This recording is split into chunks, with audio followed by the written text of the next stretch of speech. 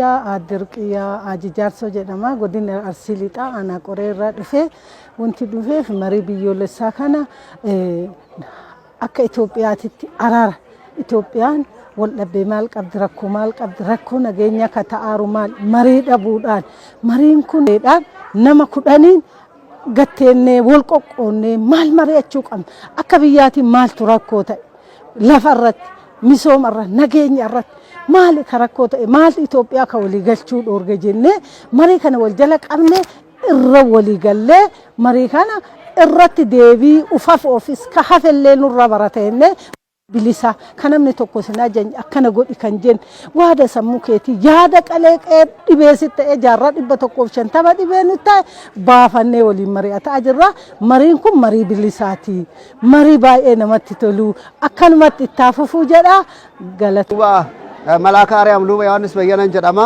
hoogganaa mana amantaatii fi barreessaa mana lubummaa aanaa Doddotaati kan dhufe godina Arsii Baharraa jechuudha.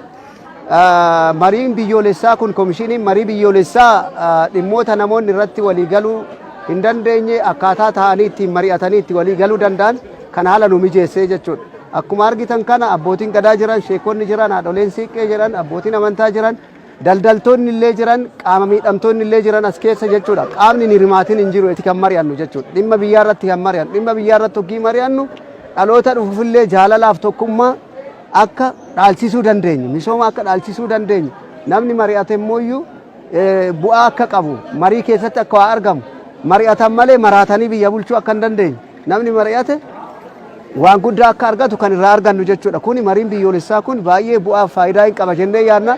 Maqaan kiyya Manguddoo Gariibaa Galgaluu jedhama. Ka irraa dhufe godina Arsii Lixaa aanaa Shaashamanneetii dhufe.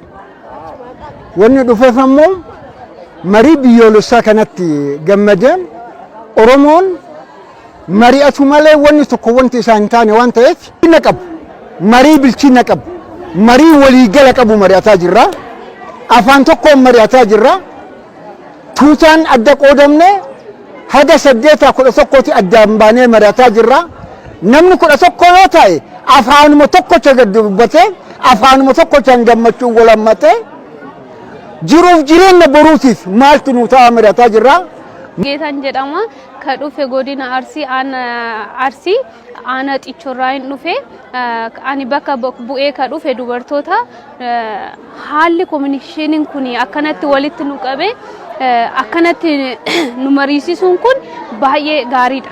Maaliif rakkoowwan xixiqqaan baay'ee haga aanaa godina keessa jiru baay'ee jira waan ta'eef rakkooleen sun achitti ka furmaatan argan asitti furmaata nu argataa ka jennee yaadne waan ta'eef rakkoon kun immoo furmaata yoo nu argate rakkoowwanii fi nageenya akkanatti Oromiyaa booressaa jiru kun gaafa san nurraa dhaabbataa naannoon keenyas ta'e hundi keenya misoonaan ni guddatti Oromiyaanis jechuudha. Kanaafuu gaafileewwan dhokachaa turan san immoo fillafiitti baasnee haala nageenya keenyallee nu deebisaa fakkeenyaaf dhimmoonni baay'een dubartoota keessaa ka'anis hin jiranii akkasumas immoo mariin kun bakka baay'eetti waan ta'eef kan isaan keessaa ka'an sun wanta baay'ee irraa hin arganna jedhee tan abdii qaba.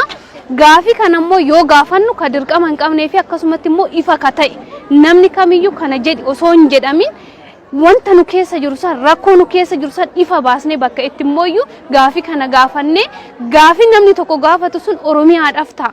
Gaafiin kun gizee baay'ee nu keessa ta'a cuuccadhaan ture ka jedhu san ifa baasnee dubbachaa jirra, ifa baasnee immoo gaafachaa jirra waan ta'eef kun immoo deebii nu argata ka jedhu kominikeeshinii kanarraa ani abdii guddaan qabas abdii guddaan irraa eegas jechuudha. Ahmad Sheekh Mahammad Ahmadiin jedhama. Godina Harargee Bahaa aanaa Kombolchaa irraa hin dhufe jechuudha. Dargaggoo aanaa Kombolchaa godina Harargee Bahaa bakka bu'eetiin dhufe jechuudha. Seenni irraa kaanee kabajaadhaan sodaa tokko maletti osoo namni tokko sin eeyne kan namni tokko waa takka sin gaafan bilisaan dhimma na ilaallata. Biyyi kun nageenyi biyya kanaa na ilaallata. Nagee biyya kanaatiif hin qabsaa'u kan jiru irratti marii bal'aa mari'achaa jira. Sodaa tokko maletti kanaaf ani biyyattiin tun hegereen biyya tanaa garam deemti yoo nageenyi jiraate walitti qabamtee kan fuuldura toltuu fi kan itti fuftu ta'uusaa marii araara biyyaalessaa kanarraa namoota dila kanaa wajjin saba kiyya kanaa wajjin wal dhufee mari'achuudhaaf gammachuu guddootu na dhaga'ama. Anaan kiyyaa gadabaasaa isaati asaasarraa dhufe dubartoota bakka bu'ee dhufe mariin kun marii amma mari'ataa jirru marii bilisaati. Marii fe'ii kan keetiin bilisa keetiin waan barbaaddetti dubbattu mariin kun immoo nu barbaachisa immoo nu barbaachisu ka jedhu irratti mariin kun nu barbaachisa kan nu barbaachisu maalirratti hoo jenne hoo mari'annu mariin hiikuu dandeenya lolaanii miti wal ajjeesuunii miti mari'anneet yaada keenya ibsanneet kanarratti walii galuu qabna jenneet mari'achuu akka qabnu immoo mootummaan kun immoo bilisaan oduuwwan akka illee nu cinqisiisin nu mari'achiisaa jirra. Hoo mari'annu maal mari'ataa jirra biyyi tun nu barbaachisti nu barbaachistu ka jedhu irratti nu barbaachisti. Hoo bakka kanarratti mari'annee furmaata argachuu dandeenya biyyi keenya furmaata argachuu danda'a. Biyya kana waliin qabna Itoophiyaa ka jedhamtu kana ijaaruu qabna. Itoophiyaa tana hoo ijaaru immoo sabaaf sablammiin ta'anii ijaaruu qabna. Ka saba tokko odoon ta'in ka saba maraati Itoophiyaan ka jedhu kan Itoophiyaa haarawaa ijaarraa jirra. Ka jedhu kana mari'achaa jirra. Marii kana hoo mari'annu immoo iftoominaan abbaan barbaade waan barbaade gaafachuu mirga qaba. Waan barbaade dubbachuu mirga qaba. Bakka kana dubbadhu odoon ta'in iftoominaan sabaaf sablammii taanee hoo ijaarre biyyattii tan eessaan gahuu qabna.